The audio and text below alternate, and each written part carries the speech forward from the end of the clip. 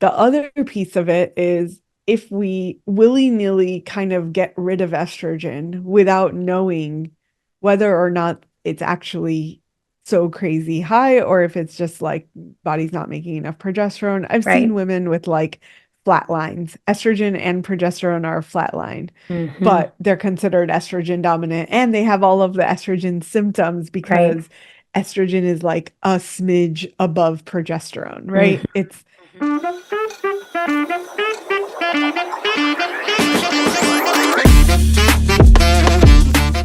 All right, y'all, let's jump in. I'm here with Dr. Aumatma, and we are talking about fertility and getting a little specific today. I know we've talked about infertility and fertility. I mean, I guess fertility and fertility, they go together.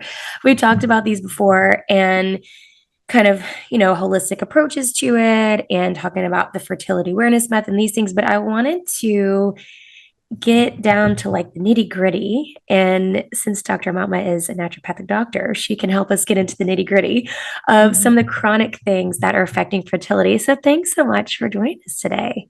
Thanks for having me, Hope. It's great to be Yes, here. yes. And so Dr. Matma also has, and I don't know if she'll mention this, but she also has her own podcast, Egg Meets Sperm. And so we're doing a little swap-a-roo. So I'm excited for her to bring her insight on the Hopeful and Wholesome podcast. So here we are.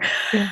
Okay, so I guess I want to start with actually, I'd love to start with your story and how you got into naturopathic medicine and what specifically brought you into helping with infertility. Fertility. Yeah. So I'll try to keep it brief because the story gets so long. But the short version is that I was groomed to be a doctor. Like my Mm. whole family was like, "Oh, you're going to be a doctor. You're going to be a doctor."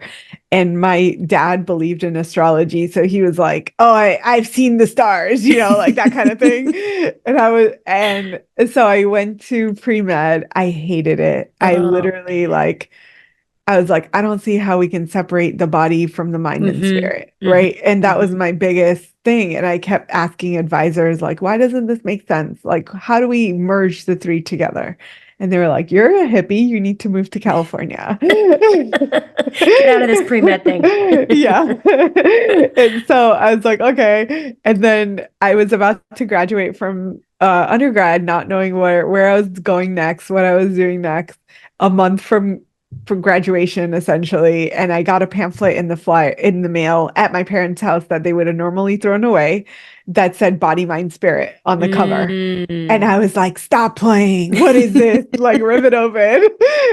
And it was naturopathic school. And like literally everything that I had been Mhm. talking about and asking for years in a It's right pamphlet. there. And I Yeah. was like, oh my God, I have to do this. So, like, instantly, I was like, I'm going to naturopathic medical school. Aren't you glad I'll be a doctor? And Yeah. my parents were like, no, we're not. Like, we want you to be a real doctor. Oh my So gosh. that was lots of fun. And then they came around eventually. Well, that's good. That's good. And then fertility, I was actually married to this man who wanted to have children and like literally could hear my body and specifically my uterus screaming, no, Mhm. every time he would talk about babies. And I was like, oh shit, I think I married the wrong person. Oh my God. Or It's maybe probably a I good never sign. want to When have your uterus is children. screaming no, probably a good sign. Yeah. Yeah. So I kind of like went down a rabbit hole and went into deep into fertility research because I was like, well, if I'm gonna leave, then does that mean I'll never have kids because Right. I'm getting to that age and what does that mean? So I kind of went down this rabbit hole and came out on the other side like just irate that I had been lied to for my entire life, but in general, like we're all women are being lied to about our fertility, about our bodies, about what's possible. So I just I didn't really think this was going to be a niche. Like I just kind of started talking about it and all of my friends were like, "Wait, why the hell don't we know that?" And like getting up in arms and I was like, "Whoa, everyone's having the same reaction. What's happening Yes. here?" Yes. So then it was soon after that people just kept coming up to me like, "Oh, I heard you talk about this. Can you help me have baby?" I'm like, all my stuff is theoretical. Like, I've never actually helped anyone. It's just a theory. Yeah. Yeah. And they're like, that's okay. We're willing to try. We'll try anything. And so I started working with these women and couples, and I was like, wow, it's amazing because not only are these women people that have tried for years and years, can't get pregnant, they've tried IVF, they've tried the conventional options that were given to them, and they're Mm-hmm. still getting pregnant in like 4 to 6 months. Mm-hmm.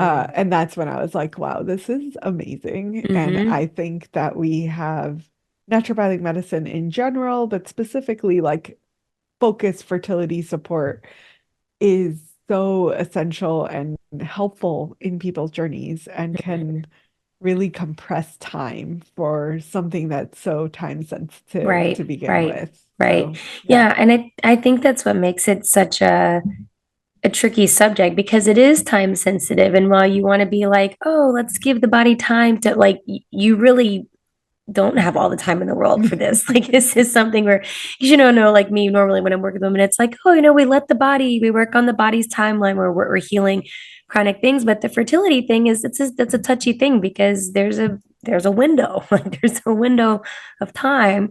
So Yeah. when you started working with your clients and you started recognizing like, oh, okay, this stuff is working, what did you find? I know it's going to be like nuanced depending on Mhm. clients and stuff. Yeah. But what did you find were the biggest things, or the things that made the biggest difference for people to kind of flip the coin? Oh, I think one of the things that I would say is really understanding what's happening under the surface, right? Mm-hmm. So I think like so much of fertility is focused on the hormones. And when we're talking about hormones, we're specifically talking about estrogen, progesterone, LH, FSH, like the basic fertility hormones. Right. But our hormones, our fertility or reproductive hormones are not in a silo from all the other Mm-hmm. hormones in our body. Right. So when we really look at it from the context of what's happening with your gut, how does that affect your hormones? What's happening in your pituitary? How does that affect your hormones? What's happening with the communication and feedback loops that are not working the way that they should?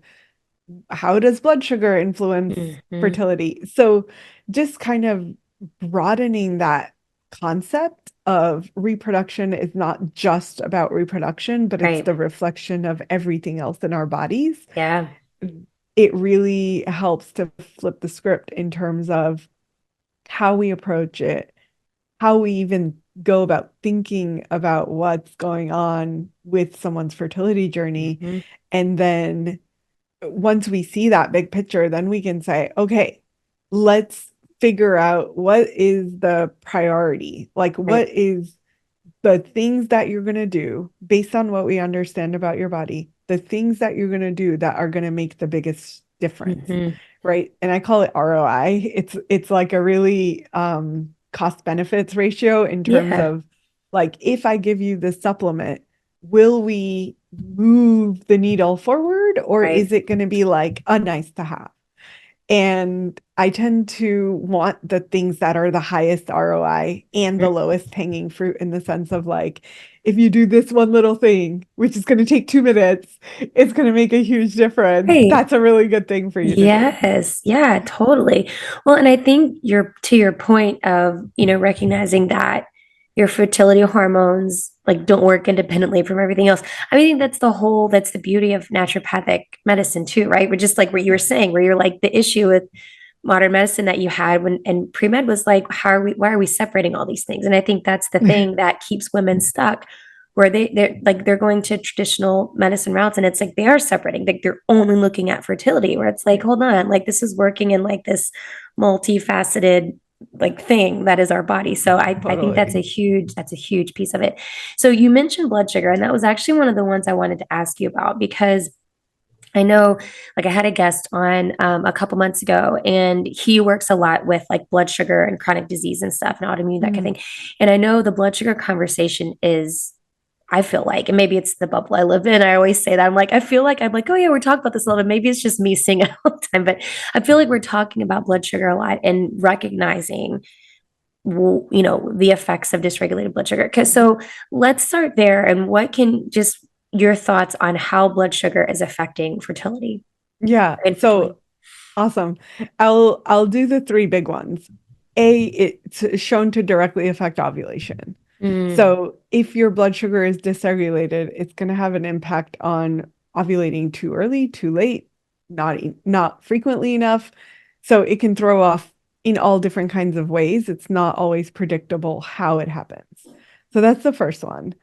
The second one is a little more nuanced in that we understand that blood sugar or more sugar floating around in our body, in our cells, is going to coat the cells with this, like, it's essentially glycation, right? It's this, a very simplified way of saying a layer of sugar around your cells. mhm, And that layer of sugar causes more oxidation. So when we think about most people in the fertility world are like antioxidants, antioxidants, antioxidants. But if you have a high burden, meaning you have more oxidative stress than your body can handle, you're going to need loads and loads of antioxidants, but they're just neutralizing what your body's doing. They're mhm, not actually like moving the needle forward. mhm. It's So, actually healing the thing. yeah. So that's a big one. And the third is something that is even more nuanced, which is blood sugar dysregulation is our body's internal signal that we are not safe. We don't have enough Mhm, food to eat. We need to go find food, right? Survival. It puts mhm, us directly into survival mode. And fertility only happens when we're in reproduction mode, not mhm. in survival mode. Yep. So they're two very opposite signals. So if the body is in starvation mode, or is the body is in a roller coaster ride of I have enough or I have too much and too little, too much and too little, it's not stable, then it's not safe to Mhm, reproduce. So mhm, anytime we are put into survival mode, that happens with stress, it happens with blood sugar. There's so many things that can put us into that mode. But the things that put us in survival mode are always pulling us out of reproductive mode. mhm. Yeah, no, that's a big one. And I think like putting that together with the blood sugar part is a huge one. Because I mean, we've talked about that on the show before too, where it's like when you're in the fight or flight mode or the stress mode, whatever, like the last thing your body's doing is thinking about making a baby. Like, why would that be top of their priority list when it's just trying to keep you safe? But I do like you bringing that together with the blood sugar thing and connecting because that's essentially the same feeling in the body that it has when your blood sugar is dysregulated all over the place. That's really good. So, what about things like PCOS and endometriosis are really common, and so what can you say about that and just how those are affecting fertility? Yeah, those are big ones. Mm-hmm. 1 in 2 women with PCOS and 1 in 3 with endometriosis is going to have struggles with fertility. So Wow. those two tend to be some of the biggest factors causing fertility struggle. PCOS is very complex. We can spend 2 hours just So true. breaking down PCOS. Mm-hmm. It's there is a degree of inflammation, it's a degree of hormone dysregulation, blood sugar imbalance, and they're all often interacting with each other. So it's not like, oh, you just have this one thing. Right. They're all kind of contributing to this scenario where fertility is a lot harder. Mm-hmm. What we see is often anovulation or delayed ovulation. And I think I've heard a lot of my colleagues in the fertility world say, oh, it doesn't matter as long as you're ovulating, as long as Right. you have a 10 to 14-day cycle. And I'm like, well, if you think about what's happening with the eggs when they're developing in the ovaries, it's sort of like leaving your soup in the pot for way longer than it should be. And the bottom is all stuck together. Mm-hmm. It's not a good soup, right? It's burnt. Yep. So if we're cooking the eggs or we're like making the eggs as they develop, sitting them in your ovaries for 3, 5, 10 days longer than they should Right. is usually going to lead to poorer quality eggs. Mm-hmm. That makes sense. So That's a great I, analogy. so I really think that it's with ovulation, and so many people are focused on like, how do I get myself to ovulate? And I'm like, yeah, that's a good first step because that'll get you cycling. But we want to get you to a point where you're ovulating within a reasonable range of days so that the eggs are not cooking for too long. Right, right. Yeah, because I think that's something we think about. Like ovulation is one thing, but there's like the quality of the eggs matters. And I think that's the other Mhm. thing. And I think sometimes we skip over that part and I don't know, I just feel like a lot of times we're not thinking about like the actual quality of the eggs that you're making. Yeah. And I think that that's partly why even when women with PCOS have worked on their hormones, Right. they're ovulating, they're cycling, they're doing all the things, but the risk of pregnancy loss in women with PCOS is still pretty high. Mm-hmm. And I believe the reason is because we started with poor quality eggs. Mm-hmm. So if we can get them to regulate to the point where they're ovulating more optimally, then the quality of eggs goes up, then we have the possibility of creating a healthier pregnancy outcome Mm-hmm. from the beginning rather than taking our chances and like throwing the dice and seeing where it Right. falls. Right. What does that look like for somebody with just PCOS, since we're talking about that, for somebody where you're trying to improve the quality of the egg? Mm. What is that? What are some things that you're looking at? Well, so there are two or three things that are the most studied for PCOS and egg quality. One is myo-inositol, and it's a specific like dichiro to myo-inositol that is most well studied for optimizing ovulation so getting PCOS women to ovulate, getting them to cycle more regularly, and been shown to support the quality of eggs in women with PCOS and not in women with PCOS. Sorry, I should say with women that don't have PCOS also. So P myo-inositol tends to be at the top of my list. Uh, in addition to that, NAC is a really good one. N-acetylcysteine, Hmm. well studied for egg quality, supporting egg quality in women with PCOS. And then things that I would add into that mix are going to be things like selenium, zinc, chromium. They're minerals that are going to help optimize the development of these eggs in the ovaries. Hmm. So, yes, they can help everybody, but with women, specifically PCOS women, it's very helpful to optimize it from the perspective of which do you have mineral deficiencies? Hmm. If you do, let's address those first. And let's optimize from the perspective of giving your body what it needs to put out put out the best quality eggs that it Hmm. can.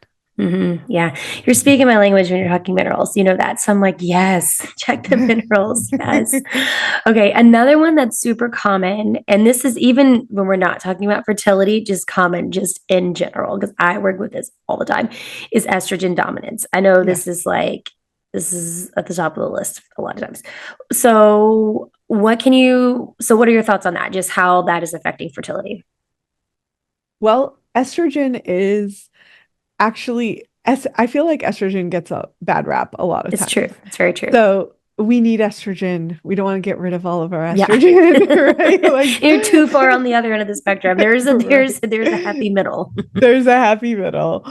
And estrogen dominance is really specific to when there is progesterone that's supposed to be present in our body, and that progesterone is lower than optimal, or estrogen is way higher than it should be, that it really becomes a problem.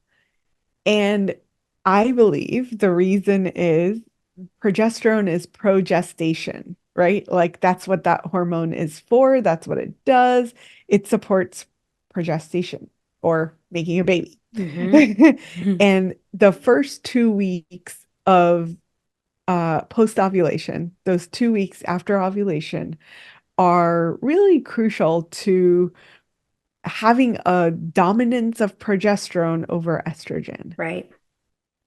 often I think women assume that if you are estrogen dominant, it means you have too much estrogen, not enough progesterone. Right. You're either the approach is either get rid of estrogen or supplement progesterone. Right. I always take a step back and I say, okay, what makes progesterone, right? If progesterone is made by the shell of the egg that was released in that cycle, it's a direct reflection of the quality of that egg. Mm-hmm. So again, we go back to how do we optimize egg quality so that the body makes the progesterone? The other piece of it is if we willy-nilly kind of get rid of estrogen without knowing whether or not it's actually so crazy high or if it's just like body's not making enough progesterone. I've seen Right. women with like flat lines. Estrogen and progesterone are flatlined, Mm-hmm. but they're considered estrogen dominant and they have all of the estrogen symptoms Right. because estrogen is like a smidge above progesterone, right? It's Mm-hmm. like a minor difference. And in those cases, giving women the things that help to excrete estrogen is actually the wrong move. Right. Because they don't have any to begin with. They don't have any to begin with. So in that case, we really need to build up progesterone first. And then even we will give herbs that will support the building of estrogen in these women because you do need that that rise in estrogen in the luteal phase Right. to support a healthy pregnancy. Right. Estrogen is essentially a anabolic hormone in the body. So in order to make cells to make a human, you need the estrogen. And if Mm-hmm. you don't have that signal happening, it's going to be really hard to make a human. Mm-hmm. So we, I think we just need to think about like how do we support the body to optimization rather than is it is it truly too much estrogen, which Mm-hmm. is the rarest of the cases, Right. honestly. Right. Yeah, I agree. And the other piece of it is like often when estrogen is high, it's more about is the body excreting and Mm-hmm. metabolizing it the way that it should? Right. Is the gut doing its job? Mm-hmm. Are there the right microbes that help to move that estrogen out of the system? So there are so many other factors that have to do with estrogen than the actual like, oh, you have too much estrogen, Mm-hmm. Yeah, right? I agree. Yeah, I think I agree with everything you're saying because I think so much. I was just talking to well, a friend of mine actually about this because I think we oversimplify the estrogen dominance thing. Mhm. And it been as because she was asking, like, well, if I have estrogen dominance, like I have all the signs, then like, yeah, I say, well, should I just take something to blah blah blah? I'm like, well, wait, like you don't even know why you have that in the first place. And first of all, I don't know if that's really what it is until, I'm all about the labs. Like, let's not guess about it. But I do think we oversimplify it because there's multiple factors at play. And like you said, it's not all about, well, do you just have too much estrogen? Or yeah, I just think it's an oversimplification of, and then if you're just addressing the hormone side of it, like you said, there's the gut part of, like there's so many other things that could be. So you're leaving out important pieces. Yeah, yeah, Yeah. absolutely. Do you what I just like to get experts' thoughts. So this is totally your opinion, but I mean you work with fertility and those who are struggling with fertility. What do you think, just in the world we live in, what do you think are the biggest reasons? And I know you have like just based on specific cases, but just generally speaking, like why do you think infertility is such an issue today? That's a That's a big great question. So question. answer it how you want Yeah, to. totally. And you know what's funny? I'm gonna answer it the same way so many colleagues answered it. I was at a conference in December and I just like walked around with a microphone and I was like, "Hey, did you know that fertility rates are massively on a decline? What do you think is the cause?" Uh-huh. And almost like 99% of people, the doctors at this conference, answered with yes, and it's because of the toxins. Mm, So there's this general like understanding that yeah. toxins are a major factor, Yeah. right? And Yeah. there are so many toxins and it can get overwhelming very quickly with the Yes. toxin situation. But Yes. I think outside of toxins, I think that we also have just a inability to handle stress the way that our bodies need to handle the stress. Mm-hmm. And it's not our fault necessarily. I'm putting that in quotes for those of you that can't see us. Uh, it's not really a fault so much, right? Like we look at stress and we say, "Oh, do I need to quit my job? Do I need to Right, like what am I doing that's causing the stress?" right. And I think there is the degree of internal stress, which we can put toxins into that as well.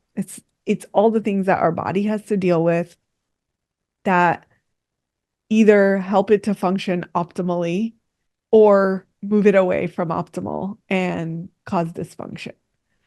So it could be that internal stress and it could be the external stress that is work and life and partnerships and friendships and whatever, like all the Mm-hmm. other stressors. Mm-hmm. But I also think that in the middle of those two is how we respond to our external stressors. And it's sort of an internal and it's sort of an external. And we, most of us are really not effectively responding to that external stress in Mm-hmm. a way that puts us into reproductive mode. Mm-hmm. And I think like I'm working on a book and that's the Awesome. thesis of my book is essentially like we, especially as women, have developed in a way that we're trying to live the masculine template in our Mm-hmm. feminine bodies. Mm-hmm. And creation of life, as well as other things, is housed in this feminine energy, which Mm-hmm. is ultimately creation.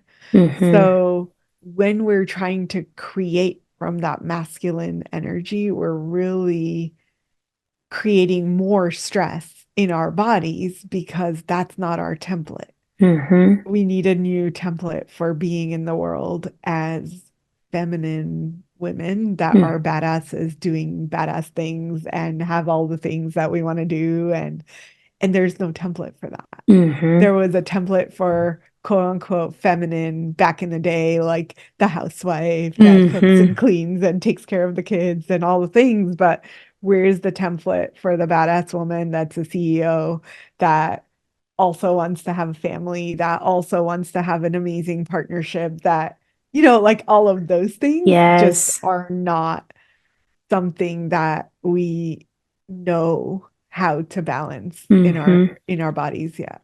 Mm-hmm. And the only way we know how to do that is the to-do lists and the control and the energy of like, how do I make Do. shit happen? Mm-hmm. Just doing, And constantly doing. and that's the antithesis of fertility energy. So Yeah. Yeah. Yeah. That makes, I love that so much. And I mean, again, you're speaking my language. Like I just did a 3-day workshop talking about cycle syncing and for working productivity into your business. And I'm like, this is it. I mean, this is the conversation. And I'm excited that you're writing a book about it. I mean, this is a huge conversation. And I don't think it's talked about enough because I just love that answer so much because I think we can look at the reasons for infertility. And yeah, I agree that the toxin thing is a big deal. I agree with that too. But I resonate so much with the conversation about us like fitting ourselves into this masculine construct, and that's not how we're meant to exist because we're not tiny men, by the way, everybody. We're not. So I love that. Yeah, yes. that is Yeah. so good. I love that. What do you think are, just on that same note, as we're wrapping up here? I have so many more questions, but I'm going to try to control it here, rein it in. What do you think are the biggest steps for us to take to start heading in that direction? Mm. To embracing more of that Mm-hmm. feminine. Mm-hmm. Mm-hmm. I think I think you said quite a few of them. I think first is realizing we are not tiny men. I Mm-hmm. think it's the realization that we trying to fit ourselves into a mold that wasn't created for us is doing us so much harm, Mm-hmm. in more ways than we even know yet, is my suspicion. So Yeah. that's the first thing. The Mm-hmm. second is realizing that our cycle is a way in which we can really harmonize with our body and be in tune with what's in our like energy to do at the time that we are in. I don't Mm-hmm. know if that makes sense. Mm-hmm. It's Mm-hmm. like depending on where we are in the cycle, it Right. dictates what we should quote unquote do Right. in the world Yes. as a result. Right.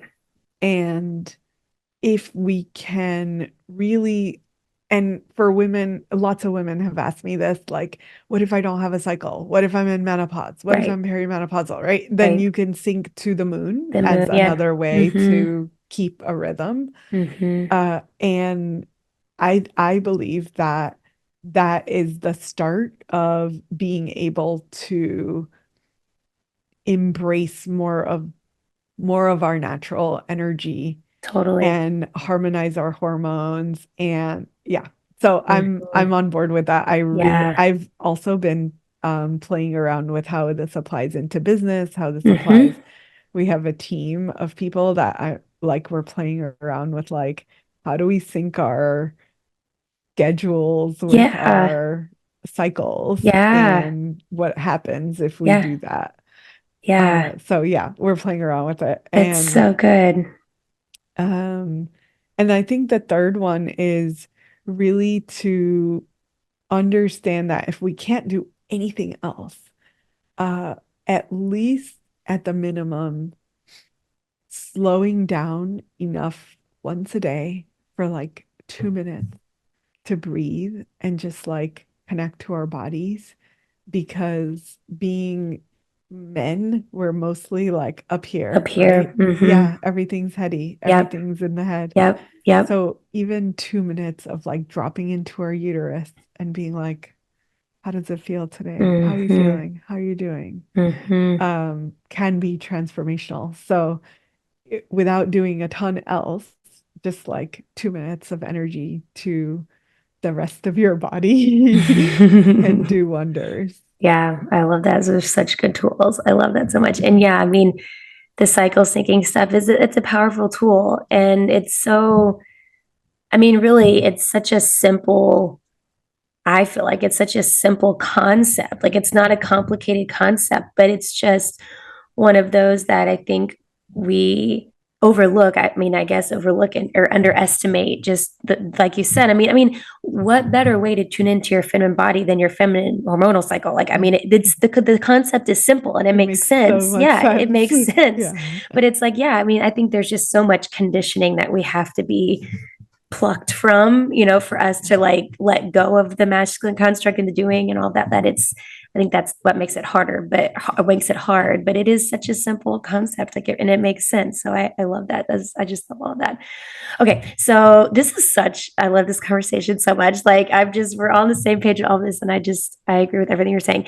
So I have one more question I want to ask you as wrapping up. Before I do that, can you let everybody know where they can find out more about you?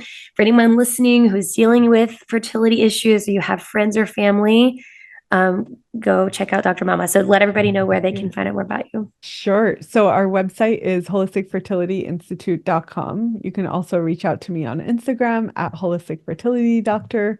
And we do have a podcast called Egg Meets Sperm for anyone that just wants to listen and learn and follow along with all the amazing work that's happening in this fertility space. Yeah, so good. And y'all definitely go check out her podcast because there's a lot of episodes and then there's like little quick tips, little bite-sized tips and stuff. It's really good. It's awesome. And So Hope was on that episode. Lots of great oh, reviews for thanks. that one. Thanks. I'm so glad. I'm so glad it was fun.